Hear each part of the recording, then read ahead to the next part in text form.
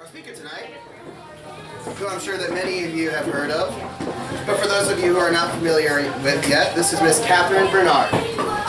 She is a Brookhaven attorney specializing in indigent defense and constitutional advocacy. She earned a BA in philosophy and political science from Emory, and she earned her JD from UVA. She returned back to Atlanta to practice civil litigation at Rogers & Hardin, but she made a career change when in 2009 she became a public defender in Dublin, Georgia, where she became a first-hand witness to the challenges caused by the corrupt criminal justice system faced by poor and vulnerable Georgians.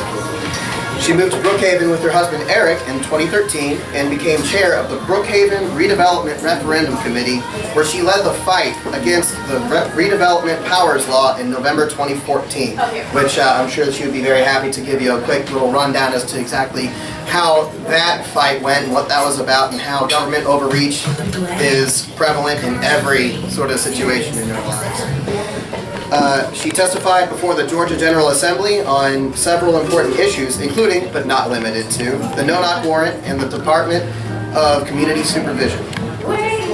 All of this government overreach has motivated her to run for state representative in House District 80, for which she has announced her intention to run again next year. She is also the Spartacus Legal co-founder, which is a non-profit legal defense organization which assists people who have been wronged by overbearing law enforcement agencies. You can check them out at the website at spartacuslegal.org. And I must give a quick disclaimer since she is running for State House Representative next year. But AFF is a 501c3 and does not support or endorse any current or former candidate for any political party or pending legislation. We seek to provide a forum for educational purposes only. That said, we are very happy to provide this educational forum for the audience in attendance with our magnificent speaker, Ms. Catherine Bernard. Let's give her a big hand.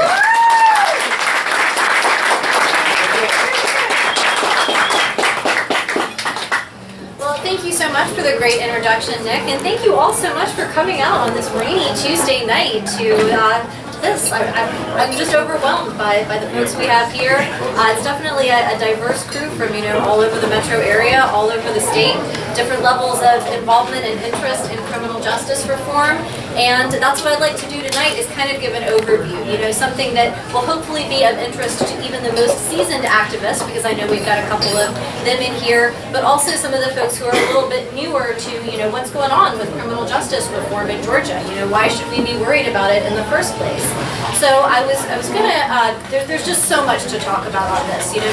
Nick went through a little bit of my background, but I never thought I would be interested in criminal law. In fact, I think there's a little bit of a stigma that we are seeing in the law schools and in the legal profession against criminal law. People tend to look down on it, think of it as, oh, are you one of those ambulance chasers, one of those people who, you defend criminals, you're defending bad people.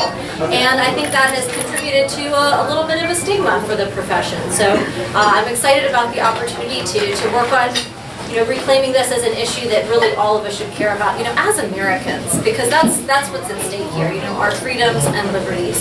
So the way that I was going to talk about it is kind of, where are we now? What is the state of criminal justice in Georgia right now? Because it's something that a lot of us, don't really notice until it, happens to a family member, happens to us, happens to a friend. And so I want to give an overview of where we are, and then I'd like to talk a little bit about how we got there, because I think one of the problems when we talk about criminal justice reform with other people is they think, well, are you saying that our cops are bad? Are you saying that these politicians are evil and want to hurt people? And usually that's really not the case. We're dealing with a set of institutional incentives that have been going on for a long time that have kind of combined to create a perfect storm of our liberties really being in jeopardy. So after we talk about where we are right now, we'll talk a little bit about how we got here. The third part I'd like to talk about is kind of why we should care. A lot of people in this room, again, have had personal experiences that have led you to being concerned about the criminal justice system, or as one of my attorney friends called it, he said he doesn't want to call it the criminal justice system anymore. He'll only call it the criminal legal system because there's no justice. So if we can get some reform, then maybe he'll call it the criminal justice system again. But what we want to do is talk about why this is an issue that should concern not just people who have been personally affected, but really everybody. This is a core function of government that really affects every other aspect of our lives, and it's got to be a first priority for all of us. And then I'd like to finish up by telling you a little bit about what we can do about it, because sometimes that's a problem with lawyers, is we can enumerate all the ways that things are wrong, but then when it comes to all right, well what's next? It's kind of like we do need to have an action plan going forward. We do need to look at what we can do to be positive, happy warriors out there saying, we really want things to be better, because that's going to be better for everyone. It's going to Public safety is an important priority, and we want it to be something that everyone has access to, and that we don't have to sacrifice our constitutional rights or individual liberties in order to get. So with that little bit of a roadmap in mind, like I said, there's a lot of different topics here, but I will try to get to all of them. And where we are right now, the situation is bad, and it's the kind of thing that isn't even captured in statistics. Because one of the problems with the criminal justice system is that it is so spread out, it's so different from state to state. There's the federal criminal justice system, there's the state criminal justice system, there's the counties, now there's even the cities that are popping up all over. So you've really got a lot of different layers of government entities that have criminal power over individuals, and so it's really hard to keep track of what they're all doing, because some jurisdictions will call different things different names, so it's really hard to get an accurate picture of just how many people are incarcerated. The state of Georgia says it's got a little over 50,000 people in prison right now, and that's probably about right, about 51,000 people in prison. But that doesn't count the tens of thousands of people who are in jails, who are in probation detention centers, who are in some kind of other facility, who are on probation, where, I used to think that was just a slap on the wrist, but when you're on probation, it's like you're in jail, they're just letting you walk around outside a little bit. So where we are right now is that Georgia has a tremendous number of people under state supervision. The highest rate of any state in the country, actually. 1 in 12 Georgians is on some form of state supervision, whether that's being in prison or on parole or on probation or in a jail somewhere. 1 in 12. That's a tremendous number, and it's something that is getting even higher because I've heard some figures that 1 in 3 people will be arrested before the age of 25 now, because we are starting so young. And I know a lot of people have probably seen that video circulating today about the school resource officer yanking a young girl out of her chair and just throwing her to the ground in a really troubling display.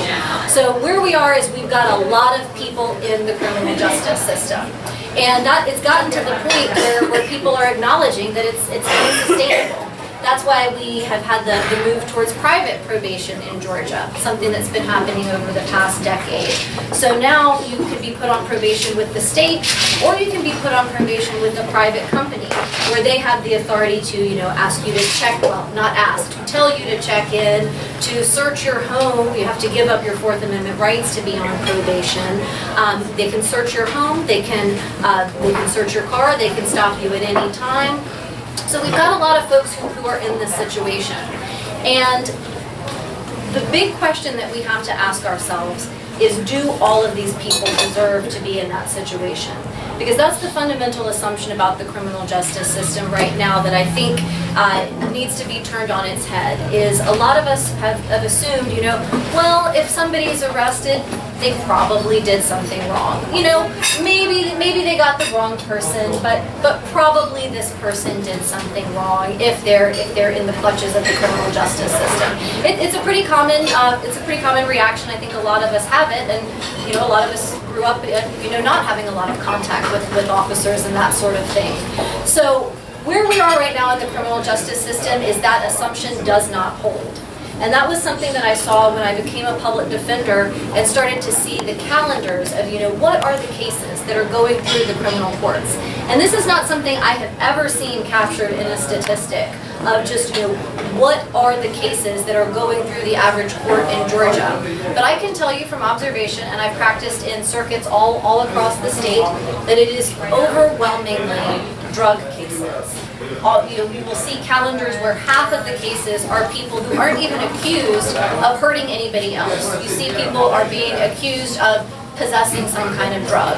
So that's the first, I think, important factor about where we are, is that we are at a place where vast numbers of people are being arrested and subjected to contact with the criminal justice system, even though they haven't done what any of us would consider hurting another person, breaking into their house or hurting them in some way. And the real problem with this isn't just that you're hurting a bunch of innocent people. It's that that's where we're now allocating our public safety resources. We are spending it on these drug cases. And one of the factors that this has caused is it's actually encouraged the other types of crime. So to the extent that people in some communities have seen increases in car break-ins or assaults, that is a direct function of where we are spending our public safety dollars, where we are telling our district attorneys to focus, where we are telling our police officers to focus. They are engaging in elaborate drug stings. I mean, they're taking, days, weeks, tremendous, amounts of resources, tons of officers, putting together elaborate surveillance situations, all to try to catch somebody who's maybe selling some marijuana. Maybe he's selling a back pain pill to somebody in his neighborhood. And unfortunately, the people who are being sent in as confidential informants are often people who have actually committed actual crimes. In the case of David Hooks, which a lot of you may have heard of down in Lawrence County, this was a man who was in his own home. He had been broken into, and the thief, the person who broke into his house, was actually a confidential informant for the sheriff's office in Lawrence County, who had been arrested at least 2 times in the past 30 days, once for shoplifting at Walmart, once for stealing a car.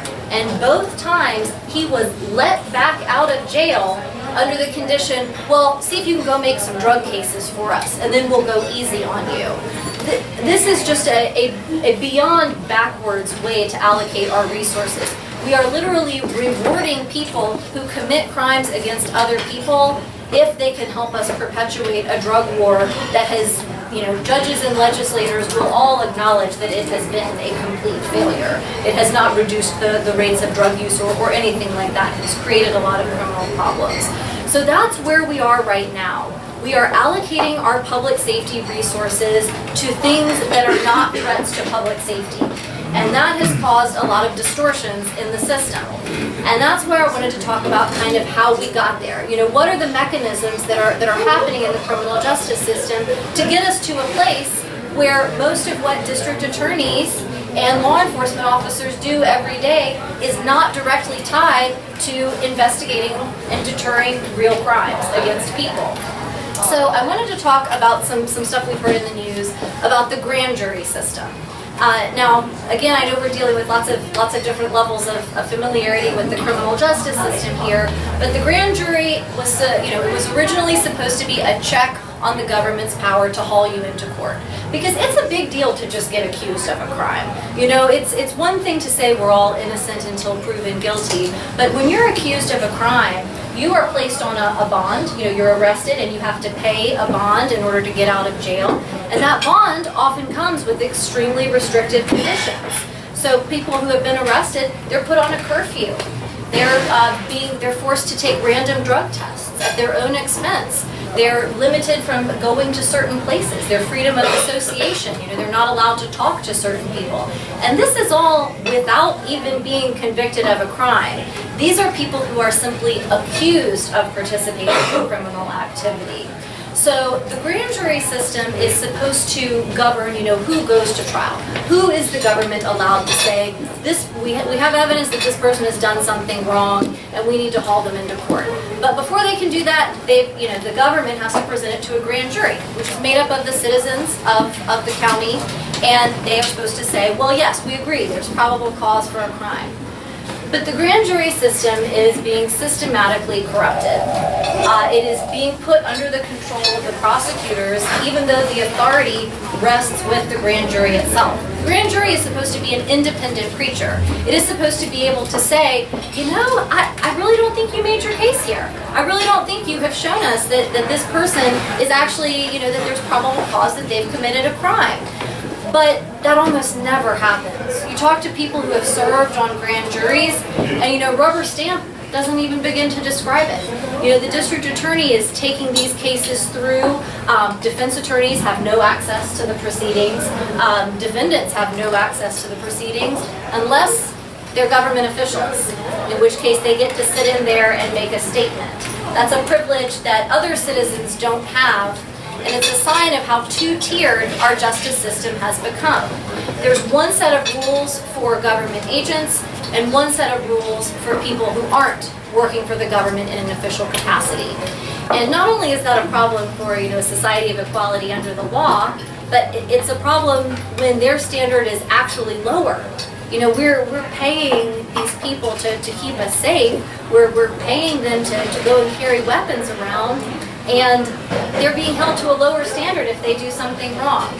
So the grand jury system was intended to keep that from happening. It was intended to provide a check. But the prosecutors have exercised so much control over it that it's now become just kind of a rubber stamp for, yeah, well, you know, this person did something to make the government mad at them, so we're moving forward. So you'll hear a lot about grand juries in the news over the next couple of months, because the Prosecuting Attorneys Council here in Georgia has actually made a suggestion to make things more just. They don't think police officers should get to be in the grand jury room for the entire time. They think I know, right? They're presenting this as though it's this tremendous concession, but they're saying, well, of course they should get to have this special right to make a statement that nobody else has, but at least we won't let them sit in there and basically intimidate the grand jurors into coming to the finding that we want them to come to. So the grand jury, you know, there is a recognition that it's causing a problem, that there's the perception of injustice. But the solutions they're proposing, they don't go far enough. What we need are solutions where everybody's treated equally. And if you have the authority to go and carry a badge and gun, we want to hold you responsible for that. We want to hold you to a higher standard of behavior, not a lower one. So the grand jury, which was supposed to be a check on whether or not people can be hauled into court, has now just become another arm of the prosecutors and another way for them to say, oh, well, it went to a grand jury, it must be fair, it must have due process, when actually there hasn't really been any due process at all. So keep an eye out for that on grand juries. Oh, Quinn? I'm sorry, I just want to understand. So how are the prosecutors, they're influencing the grand juries? How do they do that? And does it have to be unanimous in a grand jury in order to move on to trial? It does not. You only need a 2/3 majority on a grand jury to move forward on an indictment. So are the prosecutors intimidating the grand juries into moving things forward? That's a great question, and it's one that, because these are secret proceedings that are closed to defendants and defense attorneys, we don't really know. We're relying on secondhand accounts from people who have chosen to share their experiences with us. And you know, I actually was having a conversation with the DeKalb County District Attorney about this, Robert James, the other Saturday, and he had been introduced. Someone said, you know, and you're over the grand jury, right? And you know, we talked about it. He's not over the grand jury. He agrees he's not over the grand jury. He's just an advisor.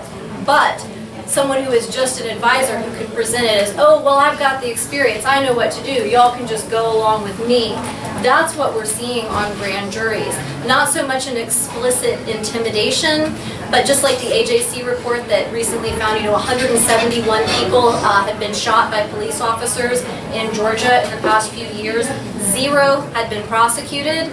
That's because at the grand jury stage, there are a lot of defenses being presented to the grand jury that an ordinary defendant would not get, that only a police officer would. Yeah. But isn't it true that the prosecutor is the person who decides what evidence is presented to the grand jury? They get to control not only what they see, but of course, by omission, can produce an incomplete picture. Well, Yes and no. Again, that's currently the way things are being done, but that's not the way the grand jury was intended to run. They are authorized by law to go and inspect all of the county offices. They are supposed to go inspect the jail and the sheriff's office and the tax commissioner, and they have the right to bring anyone they want before them, to subpoena them to appear before the grand jury. But people serving on grand juries aren't aware of that. And when you've got the nice man in the suit at the front, helping you just move things along, you don't necessarily want to be the one holding things up and saying, wait a minute, I want to subpoena a bunch more people. So they don't actually have that legal authority, but as a practical matter, that's the way it's happening. So again, in the theme of how we got to where we are right now, I just want to emphasize, it's not, some mustache twirling villain saying, how can we, restrict people's rights. It's just institutional incentives, people saying, I've been here all day on this grand jury, I need to get home to my kids. I don't have time to subpoena a bunch of new witnesses on that. So, This isn't directly on point, but I just thought it was interesting recently where I saw where people on the House Judiciary Committee in Georgia, they were like getting together for a fundraiser for somebody running for judge. So I just thought that was interesting that it would be that kind of relationship. there's a lot of very close relationships. Judges are elected in Georgia, so judges actually run, although most judges get their office not by being elected, but by being appointed. Another judge will resign, the governor will appoint a new judge, and that person then has an incumbent advantage in the next election. Although, you have to note there that the judges are nonpartisan elections. The judges are nonpartisan elections. One of our newest judges in DeKalb County, however, was most recently my Republican state representative. So maybe he has changed his stripes. A little bit of wink and nod. Since then. But so that's kind of the situation with the grand jury. There's also then the trial jury.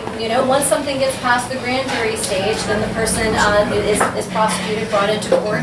And so one of the ways we got here is by juries not understanding their power under the Georgia Constitution and not understanding that it's their right to judge both the law and the facts. And this is something people might look to, jury nullification. Oh yes, it is such a thing. It is in the Georgia Constitution.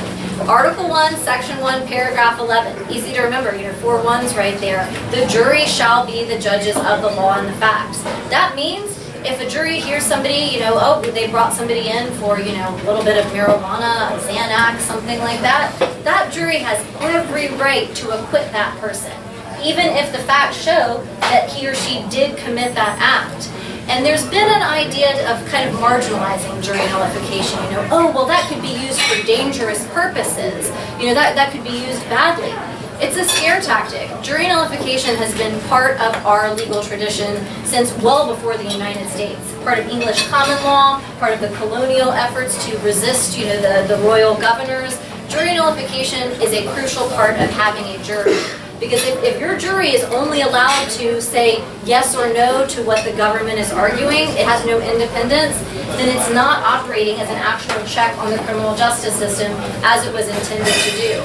So again, it's something that there's not been an explicit way of restricting this right, but there's just been a soft restriction. It's discouraged. Fewer and fewer people exercise it, and it's treated as something dangerous. So that's how we got there, is treating the jury as more of a tool of the prosecution. It has a proud place in American history in the anti-slavery movement. Indeed. Many actions of the Underground Railroad there when they were arrested in the North, the juries refused to convict. Absolutely, and in fact, we are not a partisan. This is not a partisan organization, and I am not here as a candidate. But I am a Republican, and some people who have come to me from the other side said, how can you be a Republican? Don't they hate freedom? I'm saying no. The Republican Party was founded in the 1850s in Wisconsin by people who refused to enforce the Fugitive Slave Act, who said, we think this federal law is immoral. There's even a great line, we will not turn our state into a slave pen for the southern states. And so that was sort of the birth of the Republican Party. And so those of us who are working in politics, to yank it back, we do have that source of jury nullification. So basically restricting jury independence at both the grand jury stage and the jury nullification stage is a big part of how we got to where we are. Another part of how we got to where we are is the idea of policing for profit. And this is where criminal justice, we start to see, it doesn't just matter to people in the criminal justice system. This is something that matters to every taxpayer. Because when you take on a lot of debt for your municipality, maybe you want to buy a new sports stadium, maybe you want a big performing arts center, or a retail center, something like that. You want something and you can't pay for it, so you take out a bunch of debt for your citizens. But how are you going to pay it off? How are you going to pay it off? Well, tickets. Tickets are a great method of revenue generation.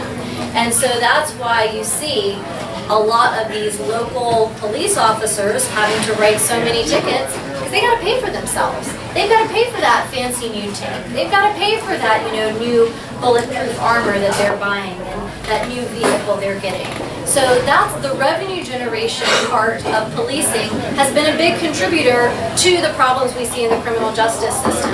Because when our law enforcement has goals other than public safety, other than making sure that they are keeping a peaceful order in the community, that's when you start to see them justifying going after people who aren't a threat. Well, we got to make a ticket, it's against the law, so we can do it. So revenue generation and policing for profit are a huge part of how we have gotten to where we are right now. And another part of that related is civil asset forfeiture, which technically is not part of criminal law. As anybody who has had their assets seized by the state can tell you, your public defender can't represent you on a civil forfeiture case. The state will take your money, and then it's your job to file as a plaintiff to try to get it back. And it's an incredibly difficult barrier because there's a 30-day window. It's recently been extended, I believe, to 60 days by HB 233. So you've got a very short window to file this. And this is usually after your house has been torn apart. You've had a SWAT team come in at 11 o'clock at night, take a big stack of cash, and now it's your job to prove where that came from to the state. So it inverts the burden of proof, but it provides a big incentive to these local governments who are seizing the money. Often this money goes directly to the departments that are seizing it. We did actually have a reform a couple of years ago related to some cases that were happening in Lawrence County where some convenience store owners had been arrested for illegal gambling. How dare they compete with the state on gambling? And their assets had been seized, and the local police department seized all the assets for themselves. And this was seen as too much of a distorted incentive even for the Georgia legislature. So it now has to go to a general fund, which then of course just goes to buy new things for the police offices, but they at least have to have one level of sort of laundering it first. But this financial incentive to go after people through the criminal system has been a huge corrupting influence. So that financial incentive has extended even to the punishment stage.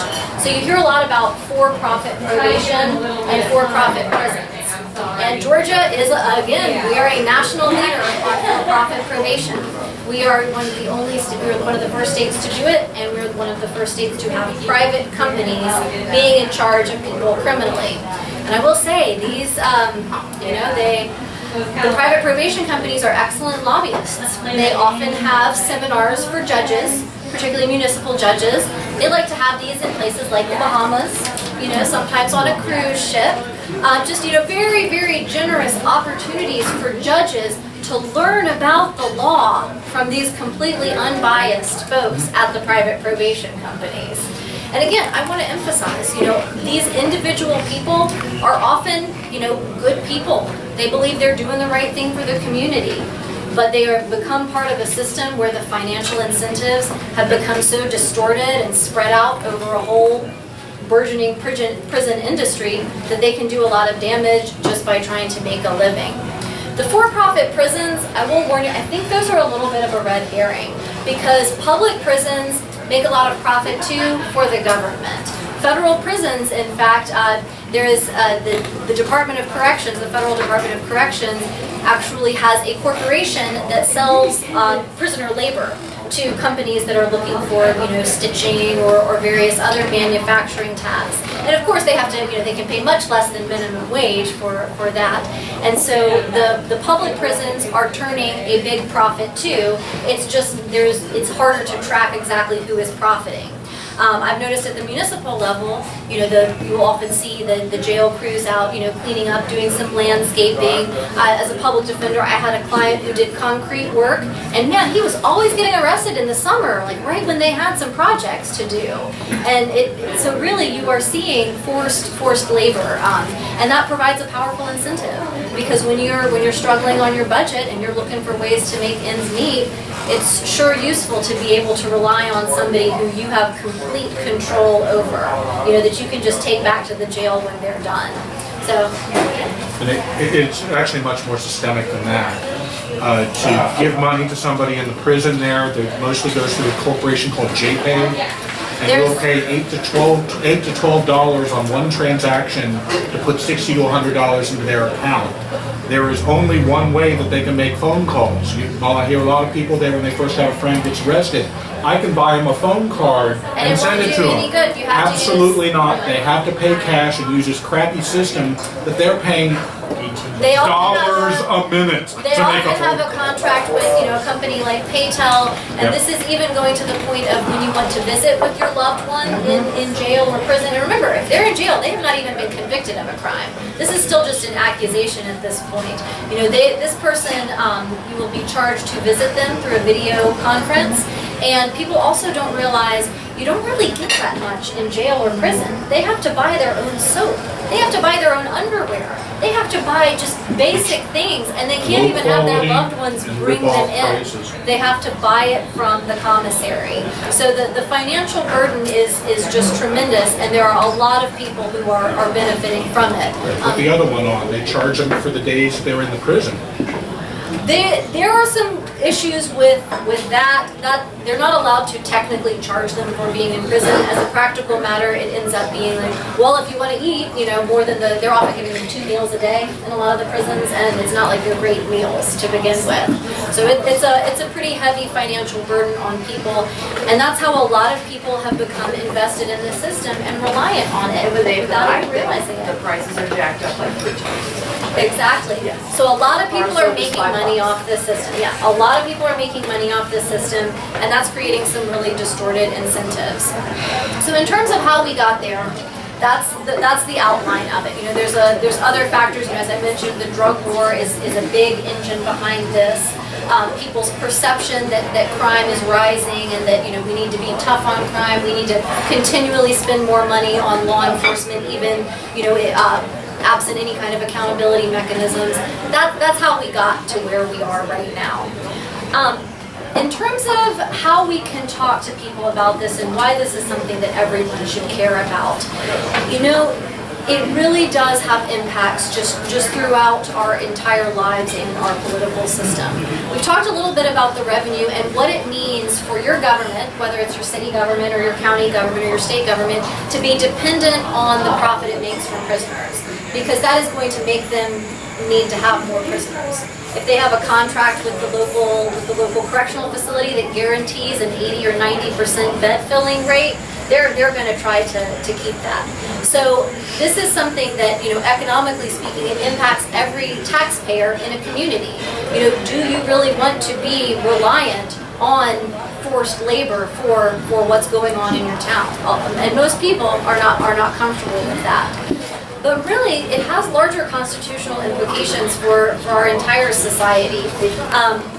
And it's funny because this has been going on for 100 years now. This is not new. A lot of people try to blame it on this president or that president, and it's not something that you can blame on any one person. This is something that's been happening as people cede more and more control of their lives to the government. As people are more and more willing to call 911 on their neighbor instead of going over and talking to them and seeing what's going on.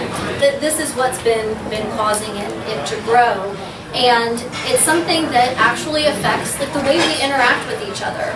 The way that we have law enforcement, it's related to the values of the community. And that's why I'm so glad that we have a lot of our friends here tonight who have come from communities other than the United States, and who have experienced different systems than the United States. Because one thing that appears to be clear is the type of government system that you live under actually affects the way you interact with other people. If there is an incentive, if you are not rewarded for honest behavior, then you're not going to see as much honest behavior. And we are seeing this happen in some of the poorer communities, and it's contributing to the crime rates. They are seeing their friends get arrested, for having, again, a small amount of drugs on the street.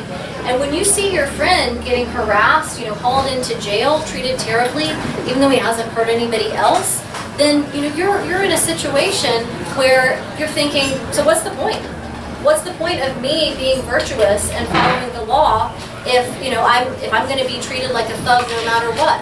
If everybody is a target of the justice system, then there is no incentive to be a good and virtuous person, and unfortunately that's when you see a lot of the decline in social bonds. And that's why the crime problem, first of all, I will say, violent crime is going down overall. So this idea that there is some spike in crime lately, that's simply not true. But there are pockets. Different communities, particularly urban communities, are experiencing increases in, some would call petty crimes. Brookhaven, for example, where I live, is having a real problem with car break-ins. And, for those of I've had my car broken into, for those of you who have experienced, I mean, it is a real problem.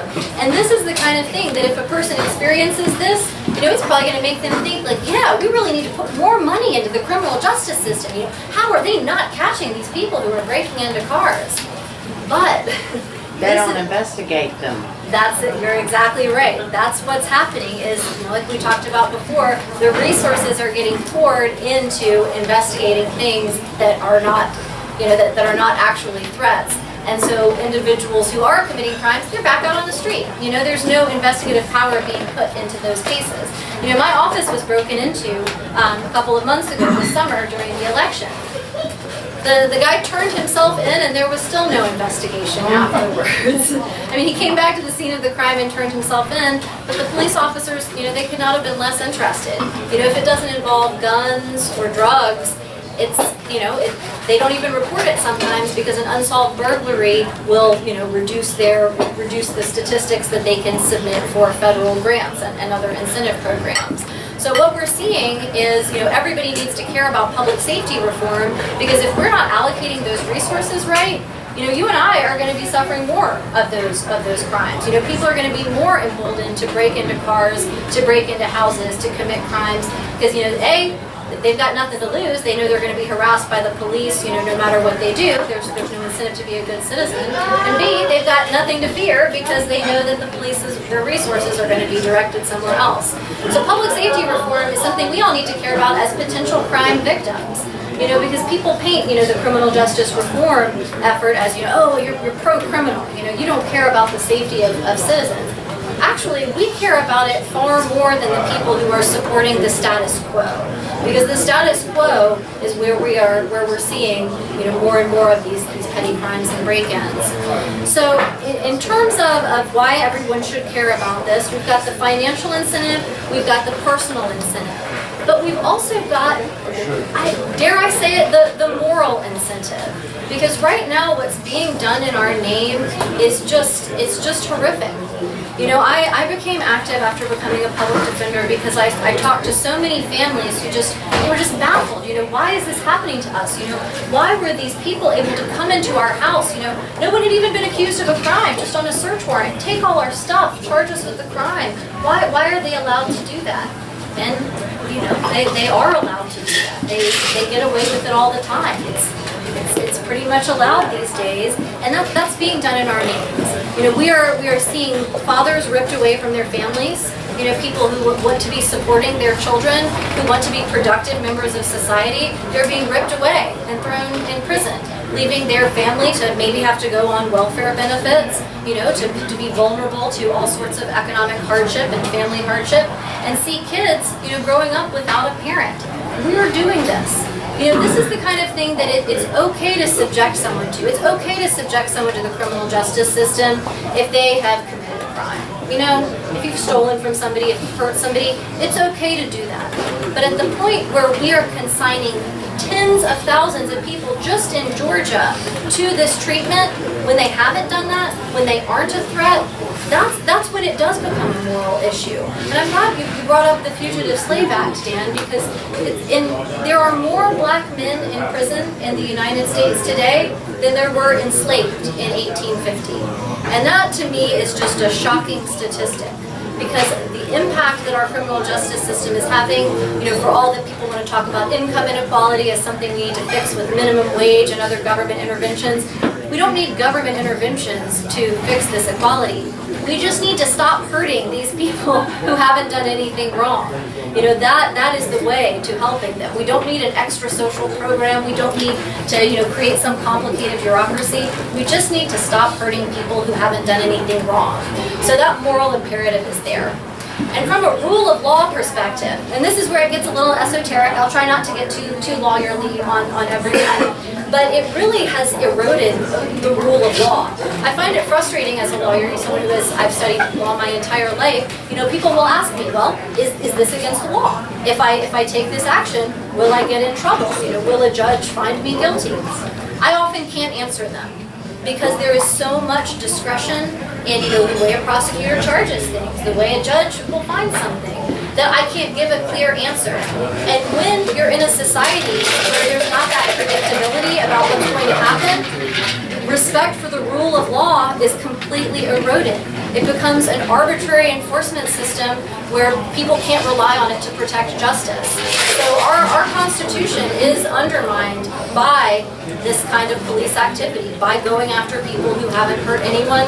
We have really undermined, the rule of law that makes our country. So in terms of what we can do about all of this, I'll talk to you a little bit about some of the efforts we've had in the legislative session so far and what we are looking at, coming up for the next session. The biggest loss last year was, of course, HB 310.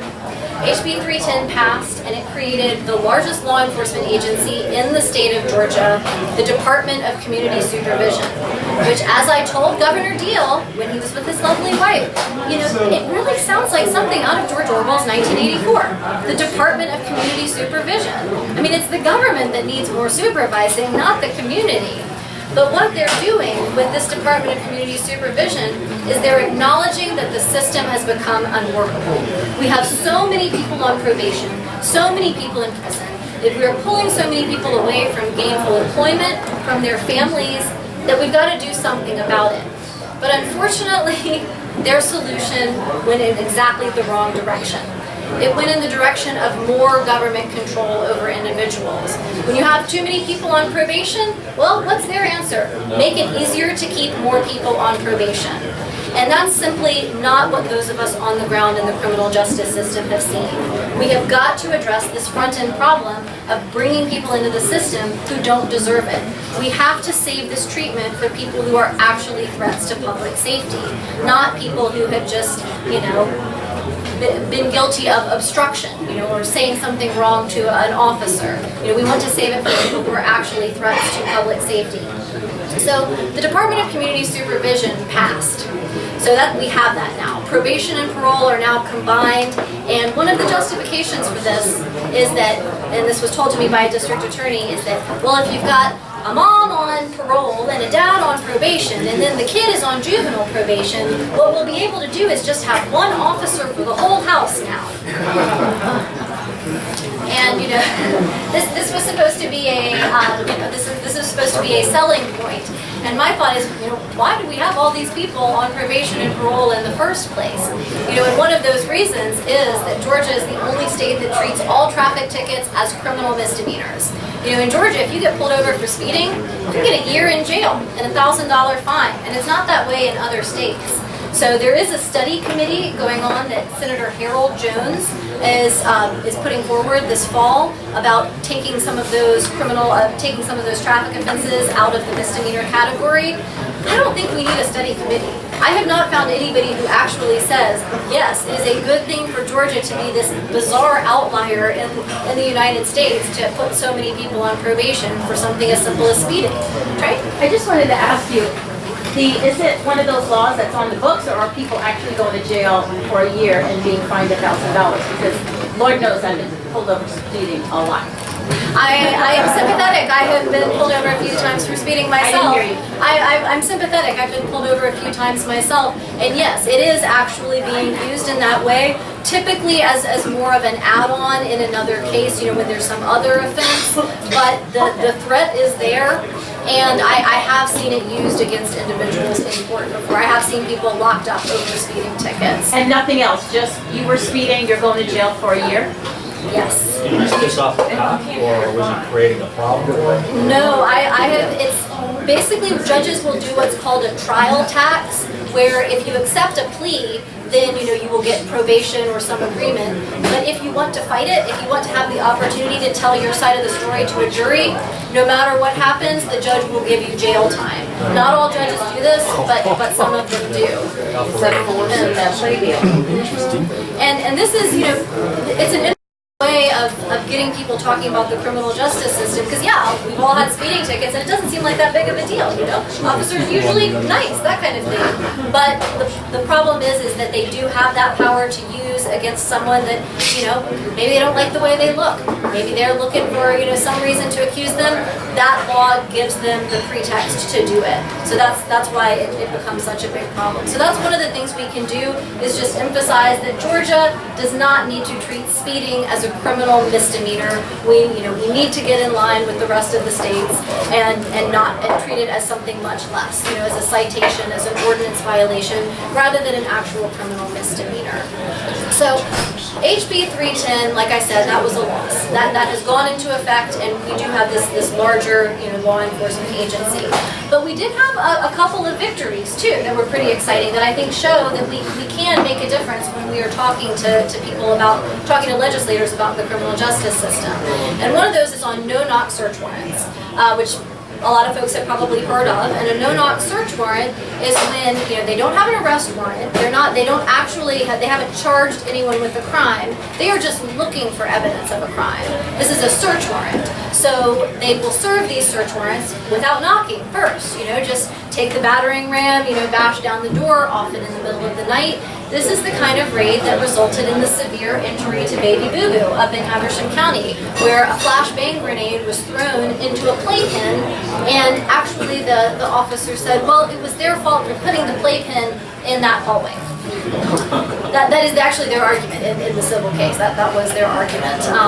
So they're just tremendously dangerous, not just for the people who are being raided, but for officers as well. There was an officer, Joseph Whitehead, down in Macon, who was serving a no-knock search warrant. The drug dealers inside thought they were being robbed by another drug dealer, returned fire and killed this deputy. And as soon as they heard that it was the police, they dropped their weapons, but the deputy had already lost his life. So it's a dangerous situation for people on both sides of the door, and that's why the Georgia legislature actually had it illegal. Currently under Georgia law, it is illegal to execute a search warrant with any amount of force without providing verbal notice first. It's OCGA 17527, and that is what the law says. There is no dispute. The law says verbal notice is required. So why then are we seeing all these no-knock search warrants? It's a good question, and I won't. It deserves a speech of its own. But it's an interaction between federal law, where some judges decided to start doing it, and then some other judges started doing it. And even though it was against the law, nobody really said anything about it. And the officers liked doing it, so they kept doing it. And that's how we came to the situation of last year seeing a baby's face blown up by a grenade, and that being on national news. So the Georgia legislature, they realized they needed to do something. They needed to address something about these no-knock search warrants.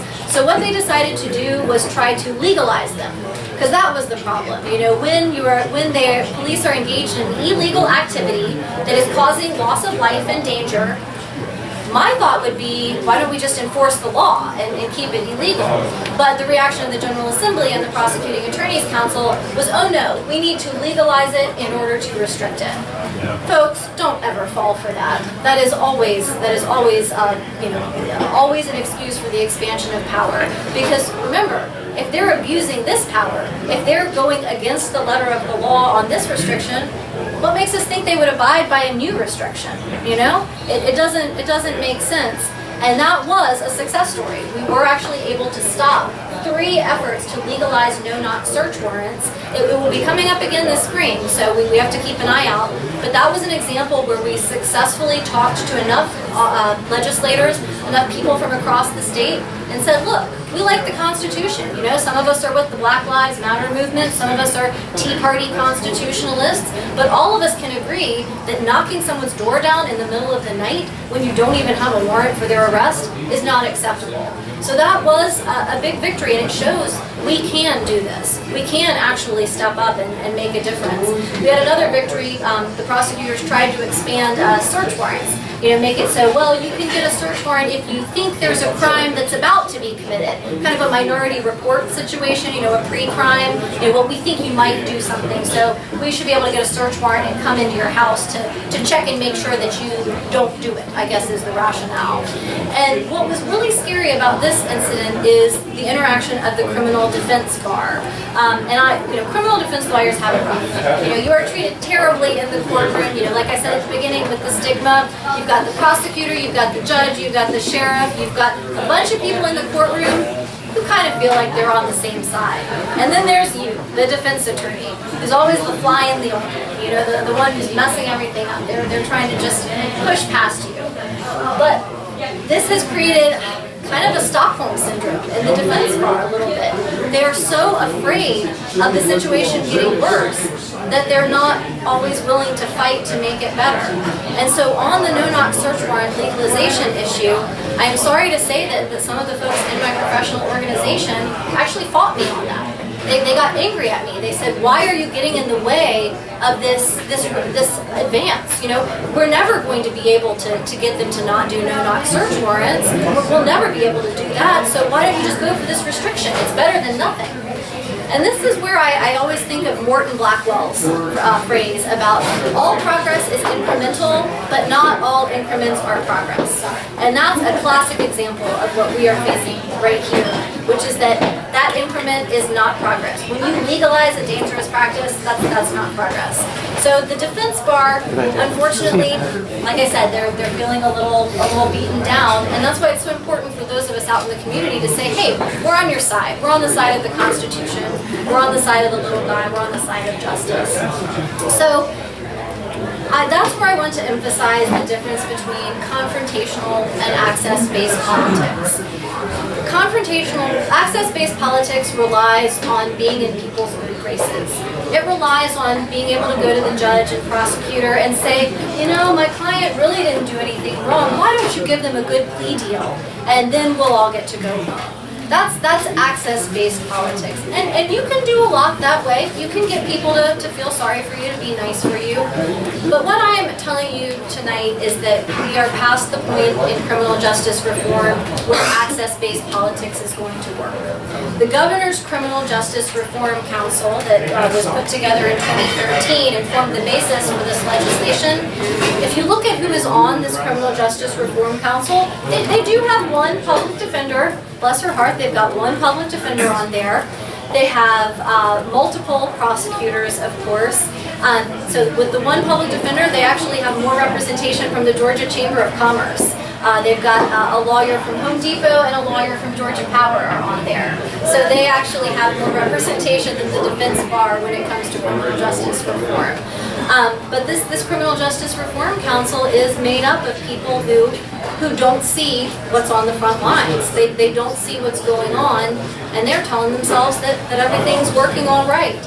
And they get angry at people who confront them over it. You know, we worked so hard. We have been meeting over and over to come up with good solutions, and this is just the best we can do. You got to be happy with it. But what I'm asking y'all to say is no, don't be happy with it.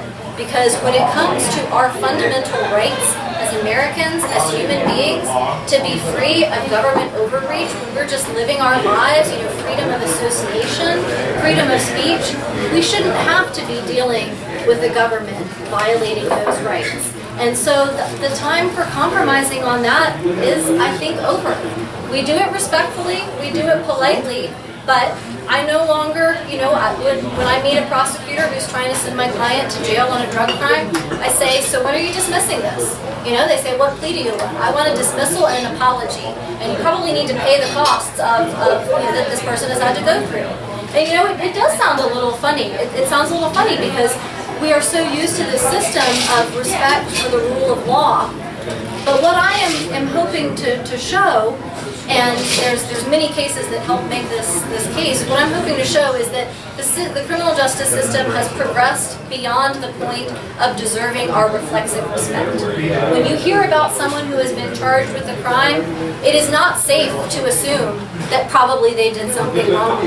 And that's not the opinion I had before I went into the criminal justice system. This is something that, I try to think, like, would I have ever figured this out if I was not being slapped in the face with it every day? And I don't know. But I am saying that you can no longer give the system the benefit of the doubt on that. So that's one of the things that you can do, not just when you are advocating to your local legislator or within your community, but you can take that attitude. I also want to suggest that people participate in your local Citizens Police Academy. I am part of the Brookhaven Citizens Police Academy right now, and I think we've got one other person who was here earlier from it, and it is a great organization because this is how officers are talking to people in the community about criminal justice. And we need people participating in that who are asking the hard questions, who are saying, well, why haven't you solved those burglaries? Are you sure that these people are really a threat? Why does Doraville need a tank? These are questions that you can ask as a taxpayer in your community that these are things that people will listen to. So I really, really suggest participating in these so that it's not just you're talking to other activists, because most of the people in this room probably agree already. You don't want to get into that echo chamber. You want to go talk to that person who is not thinking about criminal justice unless their car gets broken into. You want to talk to them in the community and share some of these stories. So I will leave you with just a couple of examples, because we do have some folks here with us in the room who are heroes who are going through this system themselves. And I will introduce one of them. I'll point him out. Levi Bush is with us tonight, who is, you may have heard about the Douglasville case, where he is being charged with unlawful gang activity for having flags on his truck. He did not even have Confederate flags on his truck. Some of the other people have Confederate flags on their truck. But we are literally at the stage where people are being charged with felonies because of pieces of cloth. And I've seen other cases like this, mostly being used against black people, but it's just a sign that this is happening all over to everyone, and really, really no one is safe. This will be used as a political tool to silence people, to gain political points for the local district attorney election. This is a case that I'm definitely asking y'all to follow, and we're very excited to have him here tonight. We've also got Joe Williams with us here today, who is being charged with obstruction for protesting a roadblock. He has the same position on roadblocks as Clarence Thomas, the Supreme Court Justice, which is that every single one of them is unconstitutional. Every single one of them represents a violation of the Fourth Amendment because you're being stopped and seized without any suspicion that you've committed a crime. And now the Atlanta police and several other organizations have tried to create this, well, it's not a roadblock, it's a checkpoint, because we wanted to sound more like the KGB or something like that. But we have here, it's very brave to go through one of these roadblocks and not say anything, and not say anything. It's a tough environment, but we're going to be going to trial on December 3rd, and I will be sending out some more information about that. But we would love to have as many supporters in the courtroom as possible to show the judge that we don't want to see our tax dollars spent trying to put someone in jail who hasn't done anything wrong. And there's no dispute that he hasn't done anything wrong. He just declined to show his license at a checkpoint, as Clarence Thomas would agree with.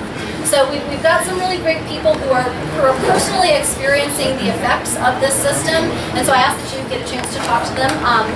Please do so.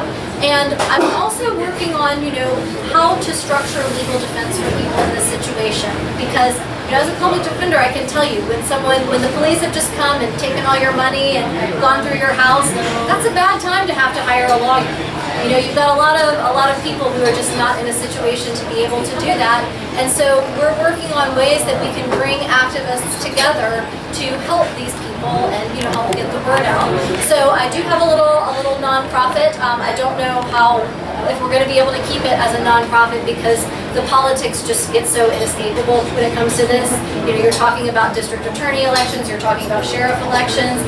It's very hard to stay completely nonprofit. But I do encourage you to take one of our flyers for Spartacus Legal, because it's an organization where I'm trying to bring folks from the defense lawyer community, from the law enforcement community, from the activist community, all together to recognize, look, we care about public safety, and what our government is doing right now ain't cutting it. So it means a lot more when it comes from, you know, a law enforcement officer or a veteran or someone like that. So I encourage you, please take a flyer. There's a phone number on there. You will be able to reach our interim executive director that way, Tom McCain, who is actually a veteran and law enforcement instructor himself and a really good guy. So please go ahead and take one of those flyers, and we will keep you up to date on cases where you can get involved and participate. But really, you know, the most important thing that you can do is start to challenge assumptions about the criminal justice, or shall I say the criminal legal system, with people who you're close to. Your friends, your family, the people who will trust your opinion. You know, start to tell them, stuff's not right, and there's a lot of people who don't think it's right. And I think that's the secret, because it's not a partisan thing, it's not a Republican thing, it's not a Democrat thing, it's not a Black Lives Matter or All Lives Matter. You know, this is our community, this is public safety, this is what we want our tax dollars spent on, this is what we want being done in our name. So I'm asking you to do that, and I just thank you so much for coming out tonight. It is so encouraging to know that people care about this, and I'm happy to take any questions. All right.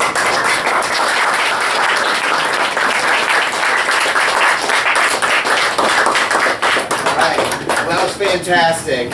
Thank you very much for everything. We certainly learned a heck of a lot about the dire situation facing many caught up in the criminal justice system.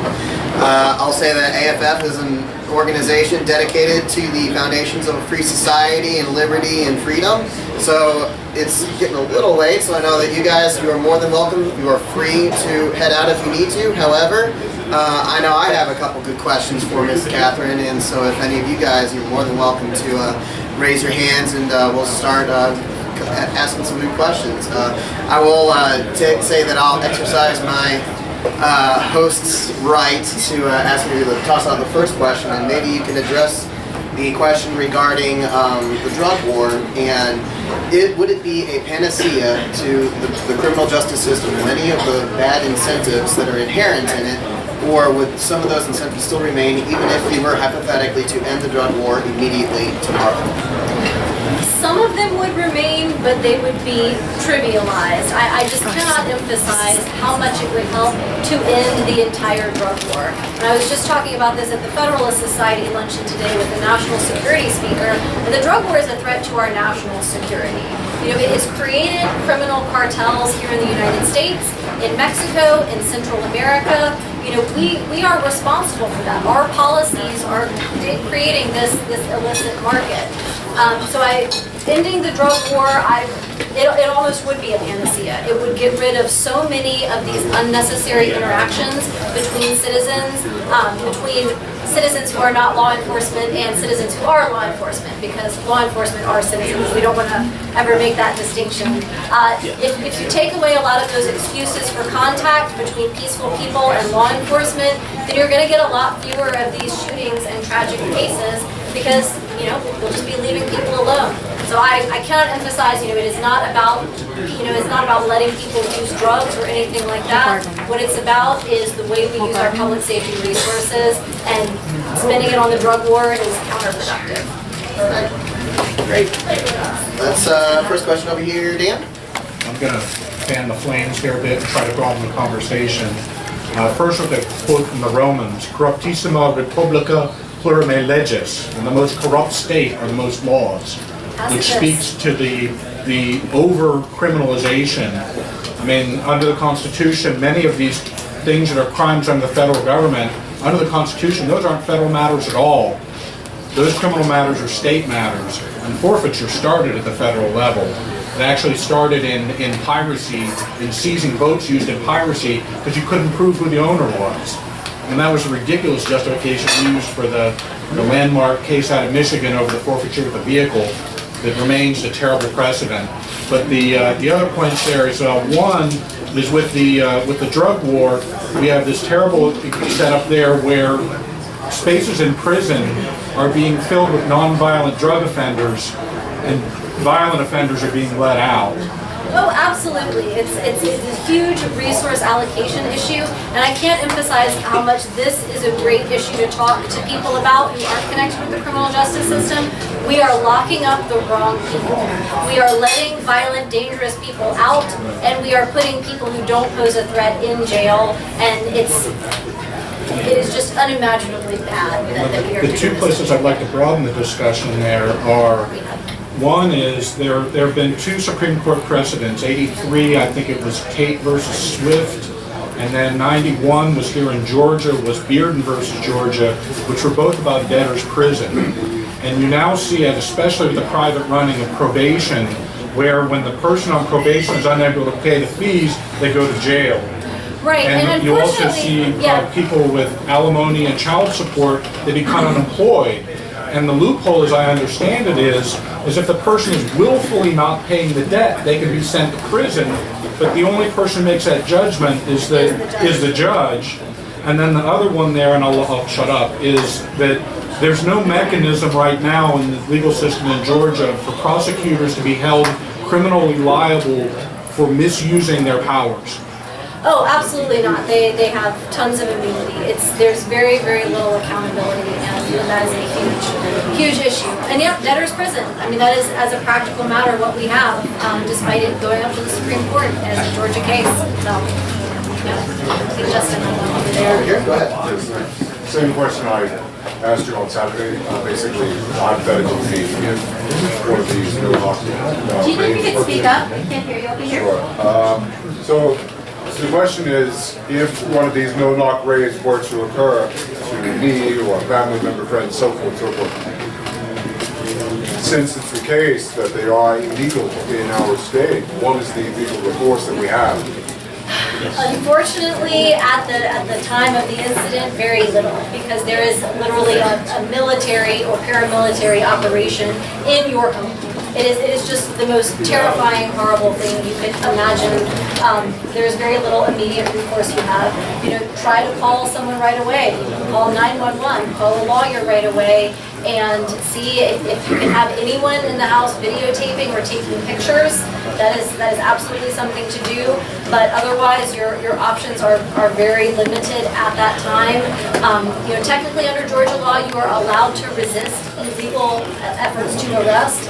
As a practical matter, when you have a paramilitary team, that can be challenging. So just try to get, call somebody as soon as possible. Try to get pictures and video. That is my advice. Catherine, I wanted to ask you about the no-knock, and I guess I didn't understand the difference between it being lawful or unlawful, because if police officers break your door down in the middle of the night, and you say that was a no-knock and it's against the law, all they say is, you did knock. You didn't answer. And that So I don't understand the importance of the law, really. Well, and you make a good point, because often a knock and announce warrant is just a formality. It's just knock. All right, here we're bashing in with the battering ram. But my kids used to knock and come in at the same time. Right, and that's what a lot of officers will do as well. So you're right that just getting rid of no-knock search warrants is not enough to be a protection. But what it is a sign of, it's something that gets people's attention, because it is just so outrageous that they don't even have to knock first. I think one of my friends put it as even the Nazis knocked first. I mean, it is something that attracts people's attention, because without the announcement, you don't know if it's the police that are coming in or some non-uniformed criminal. So there are a lot of situations that could be very dangerous. Right, And for so everybody. we do single those out, but you're right, knock-in analysis is still not enough of a guarantee. You should wait until you come outside, if they know where you are. Is that unreasonable?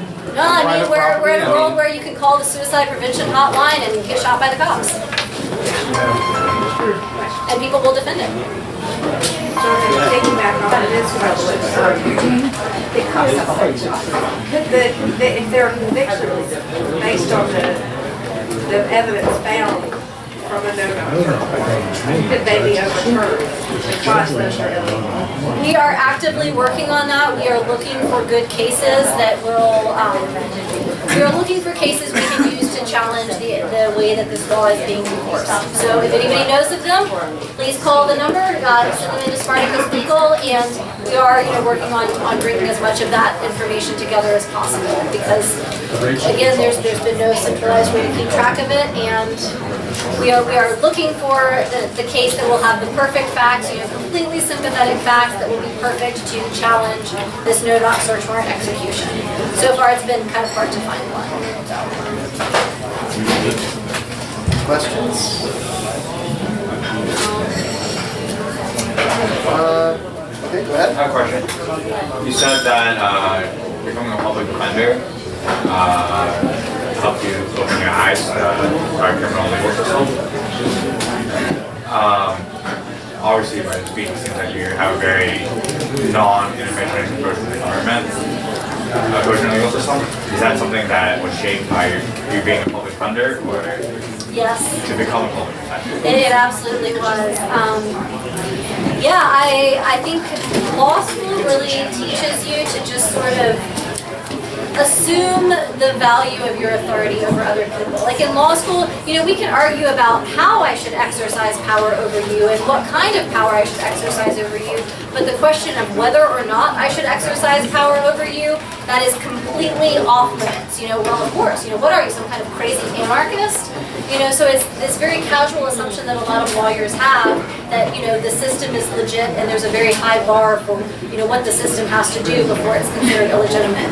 When they found that the black site in Chicago where they were literally just sending prisoners and disappearing them and torturing them, and, I posted that to one of my friends who had accused me of seeing tyranny around every corner, and I said, well, but this looks an awful lot like tyranny. I mean, literally they are just disappearing people, and his response was, stop trolling me. So that was, as I said at the conference on Saturday, lawyers can be the biggest obstacle on this because they have such an acceptance of state authority. And I have to give a shout out since my engineer husband is here. He snuck in the back after work. And I gotta give my engineer husband a little bit of credit for challenging me on some of these things.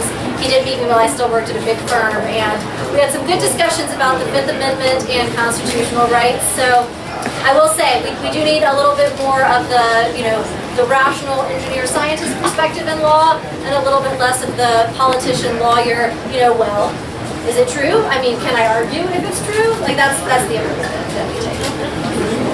Any other questions? Or I think I'll close it out with one more quick one, which you alluded to and mentioned in your presentation. What would be your suggestion to us as citizen activists to bring attention and awareness to this issue tonight, tomorrow, and in the immediacy of our own lives? How can we possibly effect some possible change to a couple of these issues? Well, number one, there are a lot of municipal elections coming up on November 3rd. Brookhaven has a mayor's race and a city council race, and a lot of other places have city council races as well. So if you're in one of those localities, talk to your candidates about these issues. Municipal policing is an issue that they will be in charge of, and so talk to them about their opinions. As a citizen, as a taxpayer who's concerned about what's going on, bring up the conversation to let them know this isn't just some fringe thing for activists, this is what your constituents want to know about. So that's an immediate thing that you can do is check into your council and mayoral candidates' positions on that. And then also check into what your state rep and state senator are doing. See if they have voted on, see how they voted on the criminal justice bills last year. Send them an email now before session starts saying, I'm really interested in criminal justice reform. What do you have on, they're working for you. That's their job. You're the boss. So treat them like a public servant. Say, I'm interested in criminal justice reform. Tell me what your plans are for improving public safety. And see what they say. Great. That's fantastic. All right, let's give them one more big hand.